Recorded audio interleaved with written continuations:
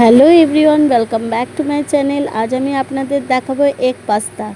চলো দেখে নেওয়া যাক। প্রথমেই দেখো, এখানে আমি পাস্তাটাকে সেদ্ধ করে নিলাম, 80% কুক করে নিলাম। আর এদিকে 3টে ডিম একটা বাটিতে ফাটিয়ে নিয়ে সেটাকে কড়াইতে সাদা তেল দিয়ে ডিমটাকে ঝুড়ো ঝুড়ো করে ভেজে তুলে নেব। সেই কড়াইতেই ওই তেলেতেই দিয়ে দেবো আদা, কুচিয়ে রাখা আদা আর রসুন আর কাঁচা লঙ্কা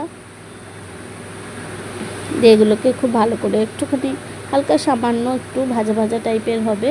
দিয়ে তারপরে দিয়ে দেবো গাজর কুচানো, ঠিক পাস্তার সাইজে ছোট ছোট করে লম্বা লম্বা করে পাতলা পাতলা করে কেটে দিয়েছি গাজরটা। তারপরে দিয়ে দিলাম স্বাদ মতো একটু নুন। আর পাস্তাটা সেদ্ধ করার সময়ও আমি কিছুটা নুন দিয়েছিলাম। আর এদিকে তারপরে দিয়ে দিলাম কুচিয়ে রাখা পেঁয়াজ, সেটাকেও খুব ভালো করে একটু ভাজা ভাজা করে নেব। তারপরে দিয়ে দেবো ক্যাপসিকাম, কেটে রাখা ক্যাপসিকাম দিয়ে এবার স্বাদ মতো একটু চিনি দেব। আর সেদ্ধ করে জল ঝরিয়ে রাখা পাস্তাটাও দিয়ে দিলাম এখানে।